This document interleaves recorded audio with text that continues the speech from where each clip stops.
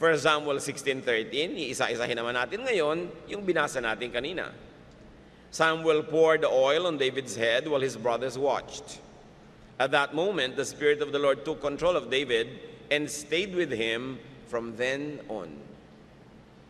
Siyempre, lagi namang nandun ng Diyos, pero nagkaroon ng specially powerful presence, so-called anointing, kay David, mula nung siya ay hinirang na ng propeta na kasihan ng Espiritu ng Diyos. Ano ba higit na mas malawak na background ng kwentong ito? Ano ba ang mga pinagmula ng mga pinag-uusapan natin? Una, si Saul ay hinirang na maging hari ng Israel. Subalit sa maraming naganap sa kanyang buhay, nawala ang pabor ng Diyos sa kanya. At ang pabor na ito nalipat kay David. Bagamat si Saul ang nakaupo pang hari, at si David naman ay hindi pa kilala ng maraming tao, nagkaroon na ng pagpapala ng Diyos si David at hinahanda dito sa ganitong uri ng trabaho na maging hari ng Israel. Naging very insecure si Saul, naging palabintang, magagalitin, naging malupit sa ilang mga tao, napuno ng mga pagseselos, lalong-lalo later on kay David. Nung si David ay naging matagumpay na mandirigma, ay maraming beses na pinagtangkaan ni Saul na patayin si David. Lalo na nung nahulog pa ang loob ng kanya mga anak kay David na parang naaagaw na sa kanya ang lahat-lahat, lalong sumidhi ang panibugho niya kay David. At habang nangyayari yon, lalo namang nawawala ang kaluguran ng Diyos sa kanya at lalo naman siyang nakakaya tuloy na guluhin ng masamang espiritu. So let's talk about God's so-called absence. Because God cannot be really absent, what are we talking about? The withdrawal of God's delight, the withdrawal of God's delighted and delightful presence.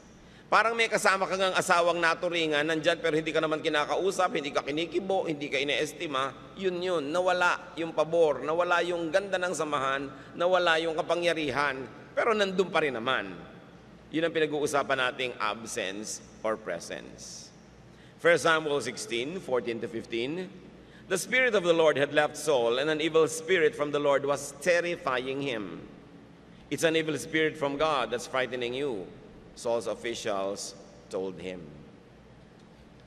Marami pong nahihiwagaan sa mga verses na ito. Paano magagawa ng Diyos na lisanin ng isang puso at padalhan ng masamang espiritu para ito guluhin? Ano ba talaga ang ibig sabihin for God to be absent? The absence of God's Spirit. God's absence produces its reverse, its opposite, its negative counterpart, evil. Hindi ka kailangan talagang padalhan ng masamang espiritu ng Diyos. Talinghagang pananalita lang yun. Pag umalis sa iyo ang Diyos, dahil ikay walang laman at bakante, automatic papasukin ka ng masamang espiritu. Tulad ng iginigiit at itinuturo ni Albert Einstein, sabi naman niya, wala naman daw malamig. There is no such thing. That the absence of heat produces cold. Wala naman daw talagang tunay na dilim. Just the absence of light produces darkness. So the absence of God produces evil. Yun ang automatic effect. Hindi kailangang sadyain na mangyari. The absence of God produces the presence of an evil spirit. And that's what happened in the life of Saul. God's delight left him. God's pleasure and blessing left him. He was now open to be occupied by informal settlers, ng mga masasamang espiritu. When God's delighted and delightful presence leaves a man, evil automatically comes to him. Parang pag inalis mo ang init, definitely lalamig. Pag inalis mo ang liwanag, definitely didilim. Hindi na kailangan gustuhin ang liwanag na bigyan ka ng dilim. Umalis lang siya, didilim ka na. When a man leaves God's abiding presence, he automatically enters the realm of evil. Mahalaga maintindihan ito. Pag umalis ka sa bakuran ng Diyos, walang neutral ground, papasok ka sa bakuran ng dyablo. Tumawid ka kasi ng bakod Walang neutral area between the two. When you stop being good, you begin to be evil. Kaya huwag papaalisin ng Diyos sa buhay. Kasi pag pinaalis nyo ang Diyos, papasukin kayo ng dyablo. Huwag nyong iiwanan ng Diyos. Kasi pag alis nyo sa Kanya, ang pupuntahan nyo, ang bakuran ng dyablo. The absence of God brings in the presence of evil. That's why in the life of Saul, nung umalis sa Kanya, ang kaluguran at presensya ng Diyos, automatic, pinasok siya ng masamang espiritu. Mahalagang pag-usapan natin ngayon at pag-aralan, paano ba pinapaalis ang Diyos nang kung minsan ay sinasadya at madalas ay hindi mo namamalayang pinapaalis mo pala. Para hindi ka malinlang because the devil prowls around like a roaring lion looking for someone to deceive and devour. 1 Samuel 16:16-17. Naliligalig ang hari. Ano po ba ang mga sign na ikaw ay ginugulo ng masamang espiritu? Laging mainit ang ulo mo. Lagi kang galit. Lagi kang naninibugho, naiinggit. Paranoid ka. Lahat ng interpretation mo sa lahat ng bagay, masama. Hindi ka mapagkatulog. Antok ka na, hindi ka makatulog. At kuminsan natatakot ka pa nga matulog. Dahil mawawalan ka ng kontrol sa iyong buhay. Kuminsan naman, arang haba-habang panahon, di ka dalawin ng antok. At punong-puno ka ng takot, pangamba, nervyos. Yan ay mga gawa ng kadiliman na nangyayari sa buhay ng tao. Dapat lang masuri, ano ba ang pinagagagawa natin na umuuwi at humahantong sa ganon? Bakit tayo nagkakaganon? Kaya mahalagang pag-usapan itong nangyari kay Haring Saul. Kitang-kita ng kanyang mga tauhan ang nagaganap sa kanya. Tulad ng, pag may nangyayari na sa atin, sobrang depression, sobrang paranoia, sobrang pagiging obsessed, nagkakaroon tayo ng obsessive-compulsive behavior, unreasonable mood swings, alam ng mga nasa paligid natin na may masamang nangyayari. Kasi madalas sila ang nagiging biktima nito. Lalo't kung ang nagkakaganito ay may kapangyarihan, mas nagagawa niya yung mali. 1 Samuel 16:16-17. Your Majesty, let us go and look for someone who is good at playing the harp. He can play for you whenever the evil spirit from God bothers you, and you will feel better. All right, Saul answered, find me someone who is good at playing the harp and bring him here. Sabi ng mga tauhan niya, Sir, dapat po kayo mag-spa. Sobra kayo stressed. Stressed ang inyong puso, stressed ang inyong utak, at kung makikinig kayo sa hairdressers, stressed ang inyong buhok. Kailangang i-relax ang buhok. Di ba? Stressed ang inyong skin. Kailangang i-relax. Stress ang buhay. Sa katunayan, yun ang nangyari kay Saul. Too much stress drives away the presence of God from our lives. Because stress brings out the bad in you. And God does not want to reside in the heart na pinaghaharian ng masamang ugali, masamang asal, at masamang gawa. Kaya umaalis siya. Pag alis naman niya, sasamantalahin ng evil, pasok agad. Kaya mga sobra laging pagod, wala nang kapahi-pahinga, puro trabaho, ay nakalista na kayo sa mga dyablo na gustong mag-agaw-agawang makisingit. Kaya ang Diyos nag-utos ng araw ng pamamahinga. Kaya ang Diyos nag-utos ng pagpapatawad kasi malaking stressor yung sama ng loob. Kaya siya nag-utos na sumayaw, umawit kasi malaking relaxation at therapy ang ating inaabot kapag tayo ay sumasayaw o kaya ay tumutugtog o nakikinig ng magandang awit. So the wise prescription gives a clue to the root cause of the presence of evil in and God's departure from Saul's life. Kailangan niyang ma-relax. He needed balance. And in this case, he needed music. Because music would rest his senses. Rest will give him peace. Peace will drive back God's presence into his heart because God does not want to reside in a heart that is not peaceful. Huwag niyo sabihin, Lord, pumasok po kayo sa puso ko para magkaroon ako ng peace. Sabi ni Lord, hoy, mag-peace ka muna sa sarili mo bago mo ako yayain.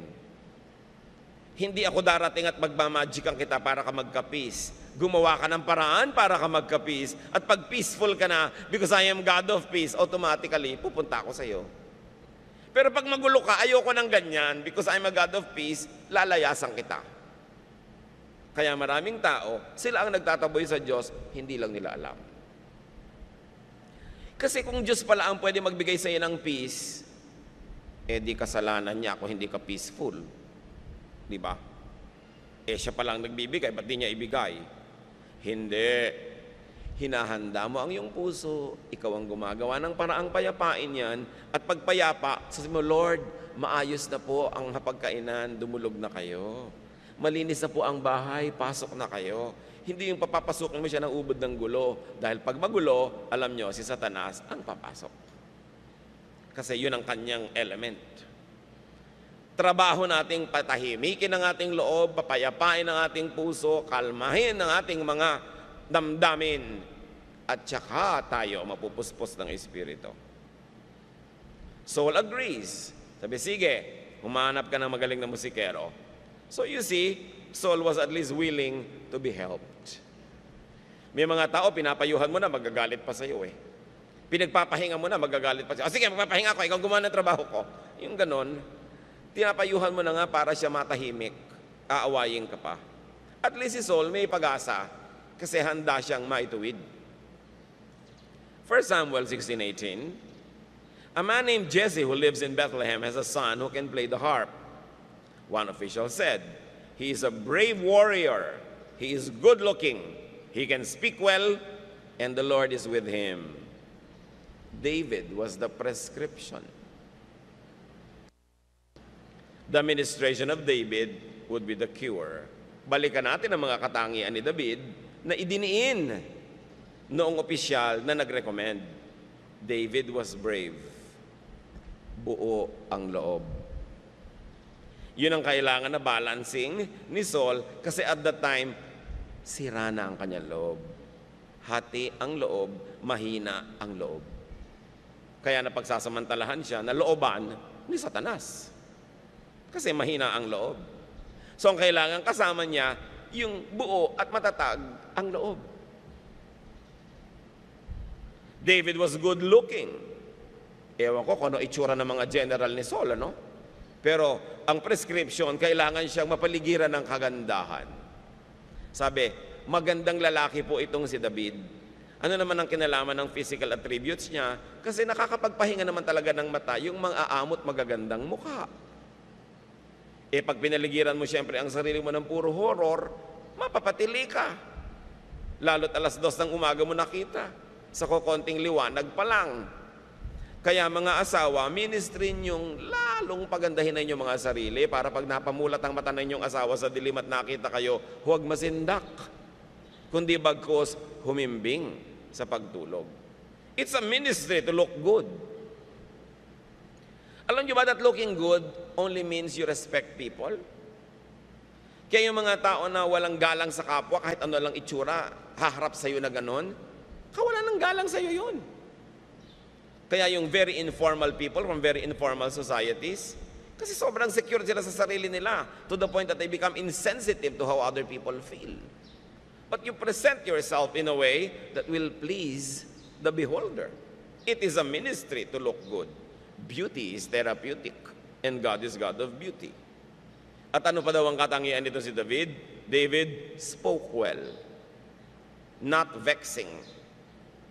May mga tao pag nakausap mo, bakit kahit malamig ang ulo mo, umiinit? Pag nagbuka na ng bibig tong mga taong to, tahimik ka kanina, magagalit ka. Yung kaaway nila, magiging kaaway mo rin. Yung tahimik mong puso, dadala nila lagi ng mga bad news, mga nakakagulo, nakakatakot. Huwag niyong liligiran ang inyong sarili ng ganitong uri ng mga tao. No? They're ambassadors from hell. No? kahit hindi nila alam. Kaya meron tayong ministry when we speak. Mga kapatid, kung minsan naman, be kind. May isang tao nag-e-enjoy, biglang papasok ka, ang pangit-pangit na balita, mga massacre dito at doon. Yung hindi naman kailangan laging pag-usapan. Hindi naman directly affecting the person. Bakit laging bad news ang dala-dala ng tao? Minsan magte-text ka, di ba? Hindi mo alam ang kondisyon ng taong tatanggap ng text mo, yung pala, napakabigat ng dala-dala mong balita, lalo't nangungutang ka. Nasira na yung mood ng kapwa mo. Isa sa alang-alang mo naman, ano kaya ang mood niya? Makiramdam ka muna kung baka naman isang problema na lang, bibigay na siya at tatalo na sa ilog. Ikaw pa yung nagbigay ng huling problema. Ikaw tuloy ang nagtulak sa kanya. It's a ministry to speak well. Pag may mga taong nagbabakasyon kayong lahat, magkaka-office mates kayo, don't mention work. Huwag niyong pag-usapan yung mga problema sa opisina, nagbabakasyon na nga kayo, nagre-retreat na kayo, yun na naman uungkatin mo. Napakalaking halaga na pinipili natin kung anong sinasabi natin. Kaya ang sabi, itong si David, he speaks well. Hindi lang siguro marunong pronounce ng F at V, kundi alam niya kung ano ang topic, ang magandang pag-usapan, na nakapagpapagaan ng loob, nakakapagpaginhawa, nakakapagbigay ng pag-asa. At siguro yung boses niya, hindi nakakainis marinig. No? Maganda ang modulation. Hindi yung bukang-buka ang bungangan, parang nilulun mo na yung kausap mo, nakita na yung tonsil mo. Siyempre, magpapakyut ka naman, medyo isasara-sara mo yung bibig mo para medyo cute. No? Hindi yung parang lalamunin mo yung kausap mo. May mga ganong tao, iwas ka na ng iwas, nandito na yung muka. Wala ka nang puntahan dahil ding-ding na.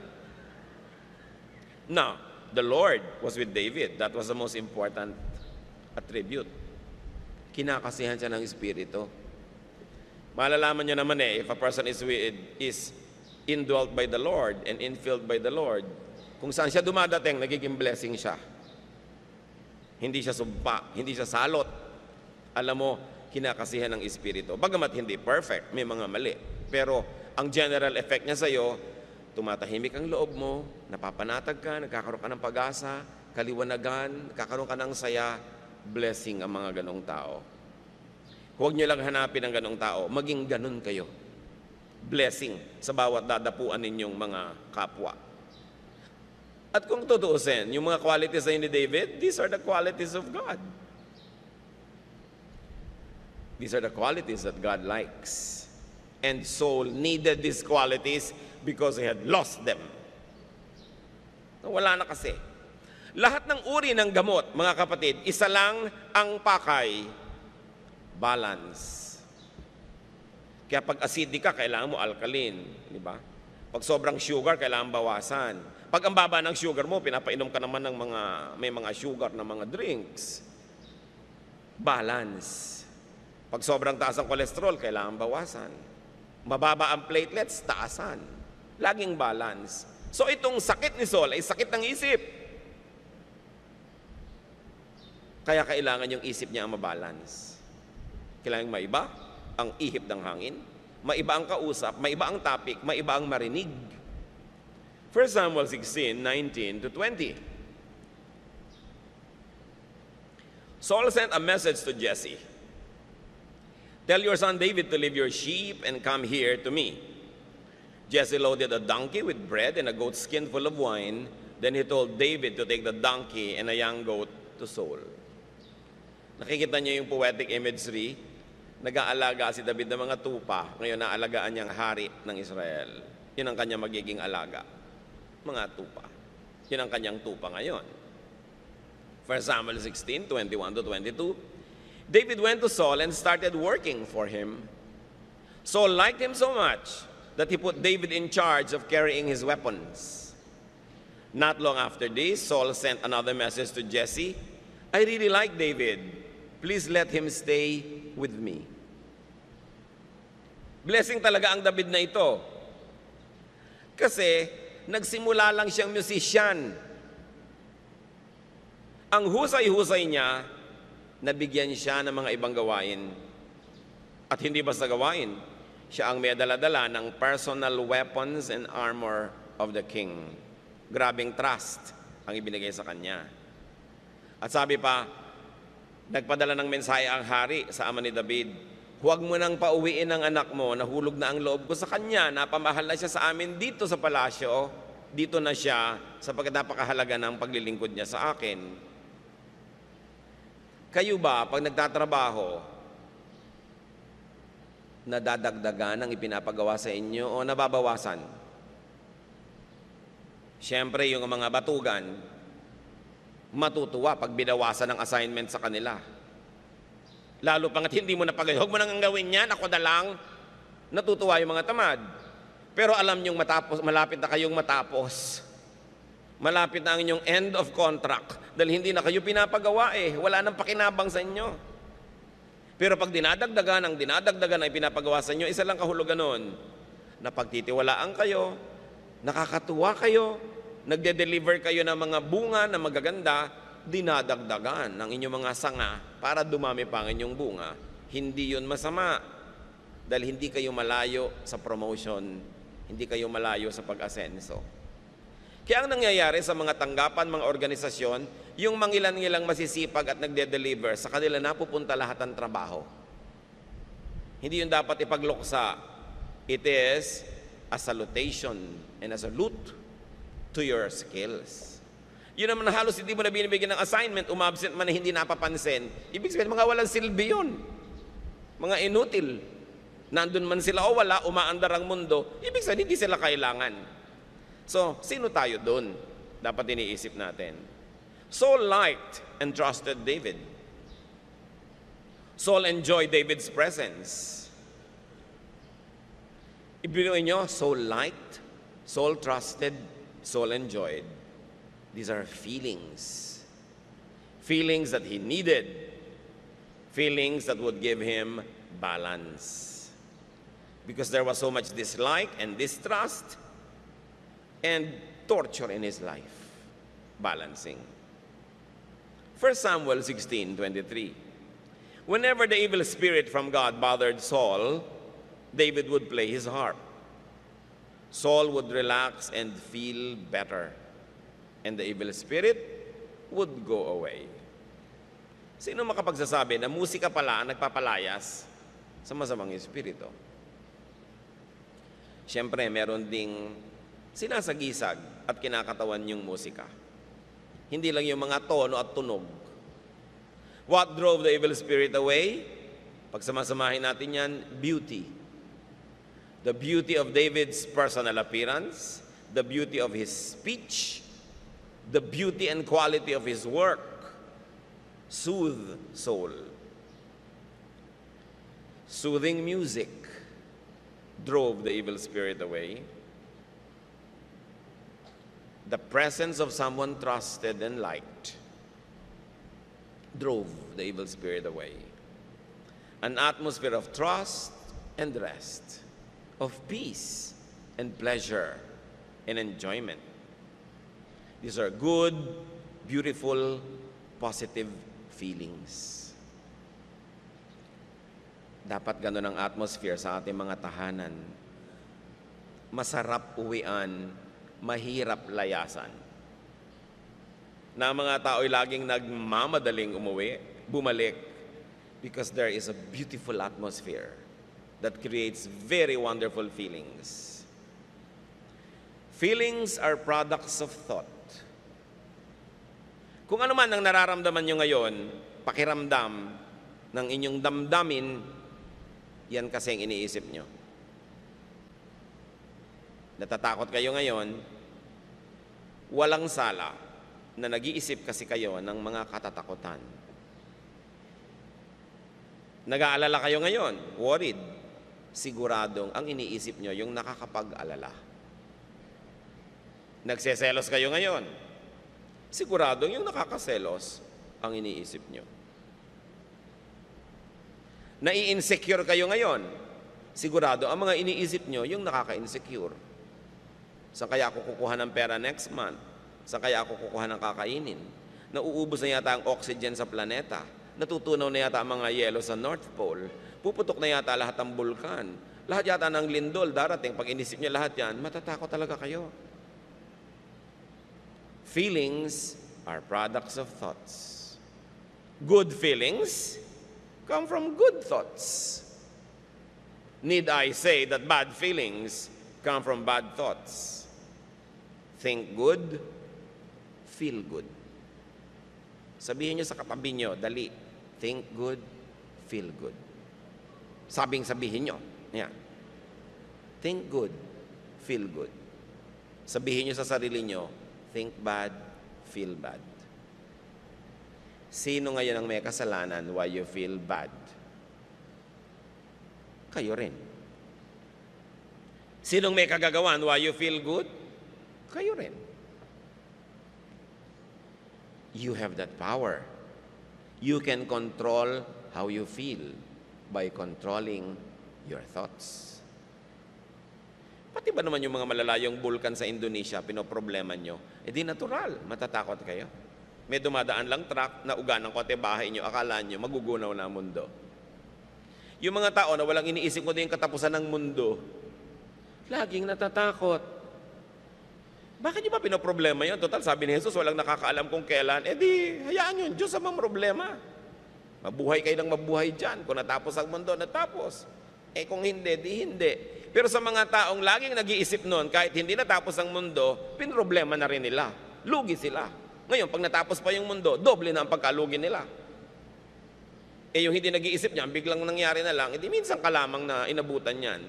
Pero yung nag-iisip niyan, kahit hindi mangyari yon, naganap na sa inyo.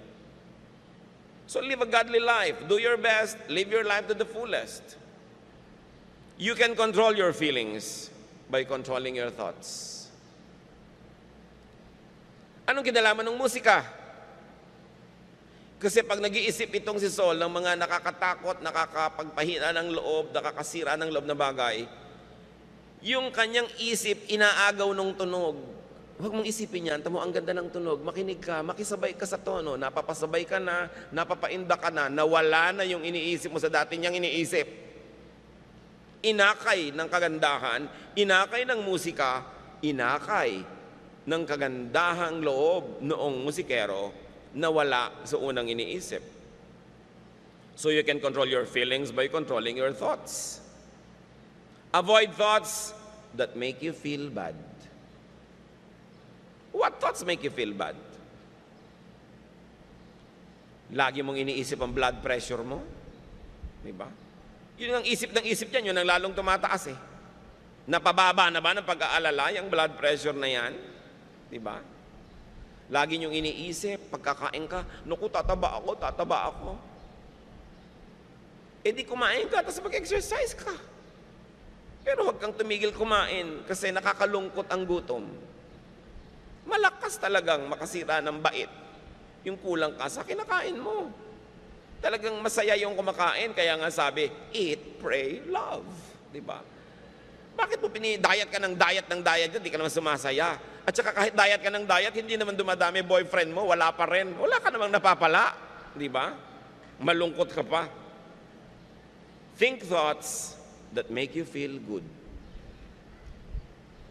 When a person is rested and restful, when a person trusts, enjoys beauty, is ministered to by God's anointed, evil goes away.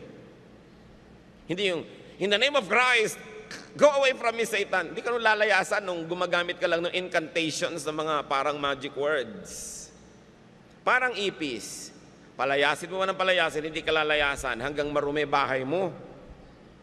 Subukan mong linisin yung sahig mo, yung wala siyang nakakain ng mga nalalaglag na suman, mga ulo ng bisugo, at kung ano-ano. Lalayasan ka ng ipis kasi wala siyang makain, magugutom siya sa'yo. Now, evil feeds on evil. Eh wala kang evil na mapapala sa'yo yung evil, di lalayasan ka. Ayusin mong buhay mo. Ayaw ni Satan sa masasaya. Pag masaya ka, hindi kanya gagalawin. Ngayon, malungkot ka, lalo kanyang palulungkotin. Kaya sabi sa Bible, do not give the devil a foothold. Lagyan mo lang ng konting-konting masisingitan yan, papasok na yan. Kaya itinataboy mo yung mga masasamang iniisip, mga malulungkot na iniisip. Pag lumulubog ang araw at nalulungkot ka, di ba? Pumunta ka sa mall kung saan napakaliwanag, hindi mo mapansin na lumulubog ang araw. O kaya humarap ka sa maraming ilaw. Eh ngayon, lumulubog na yung araw, nagtitipid ka pa ng kuryente. Eh, nakakalungkot talaga yun. So medyo pag-ipunan mo yan, para pagkamatibig mo, iwanagan mo yung bahay mo. Inalbos, gumawa ka ng paraan. Huwag kang panood ng malulungkot ng mga pelikula.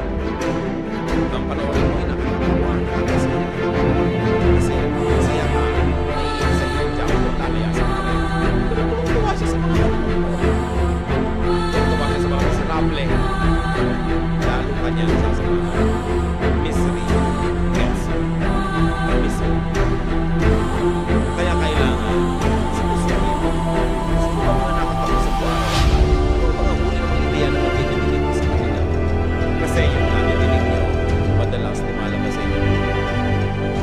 Yun ang nadidinig ng mga. Feeling bad attracts the devil. Feeling good attracts God. Just like money, money attracts money. No money attracts no money. Kaya sinasabi nila, bakit ba yung mayaman, payaman ng payaman, yung mahirap, pahirap ng pahirap. Kasi yung pera, gusto rin niya makipag-fellowship sa pitaka na marami siyang kasama. Ngayon, kung walang kalaman-laman yun, tatama rin din yung pera pumunta doon sa wallet na yun. Diba? Kaya duty mo ngayon, unlarin ang buhay mo, magkaroon ka ng mga ganyang resources dahil they will call their own kind. Birds of a feather flock together, so money flies with money. Happiness flies with happiness. Guide your mind to good thoughts. In this case, it was the music that takes his mind off his worries and unto rest.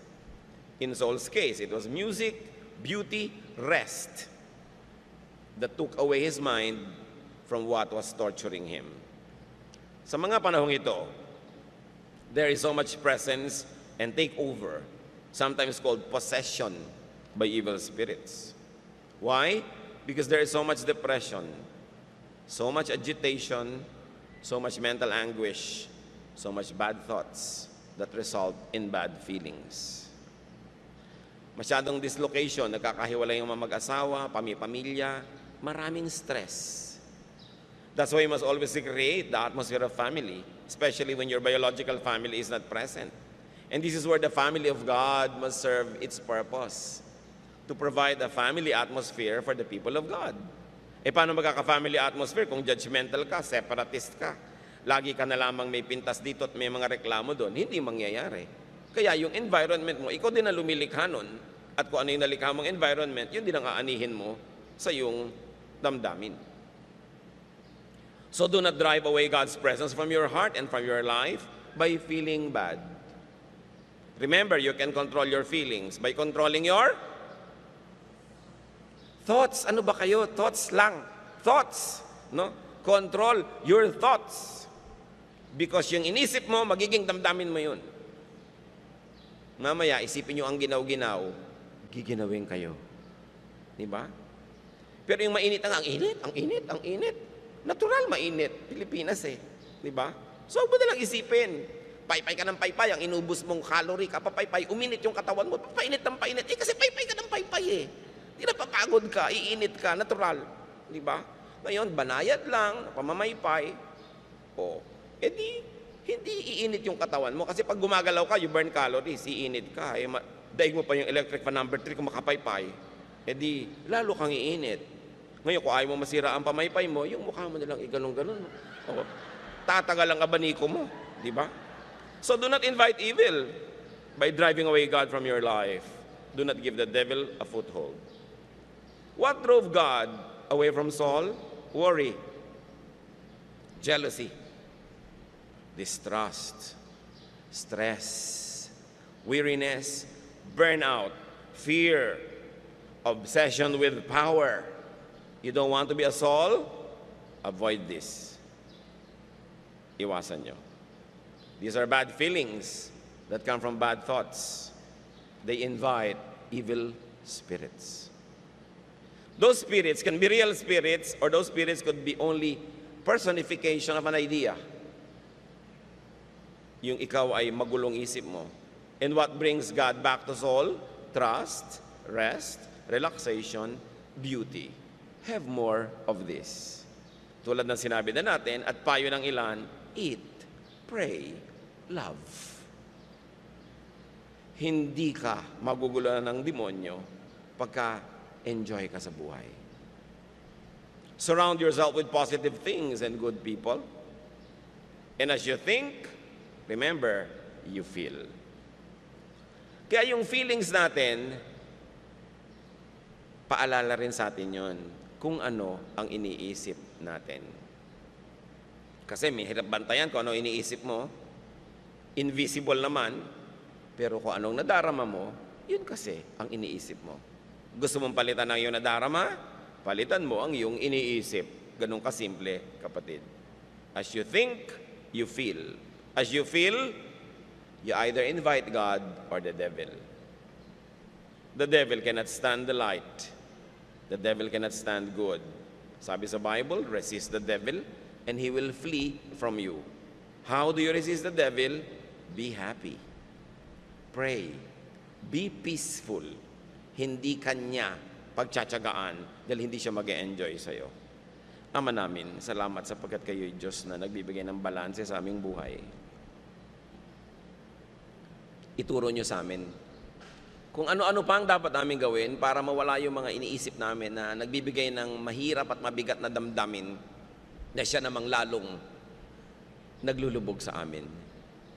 Sa mga kapatirang narito ngayon, Panginoon, pagpalain mo kung sino man ang natutulad kay Saul, nababagabag, nagugulo, hindi makatulog, maraming takot, maraming depression.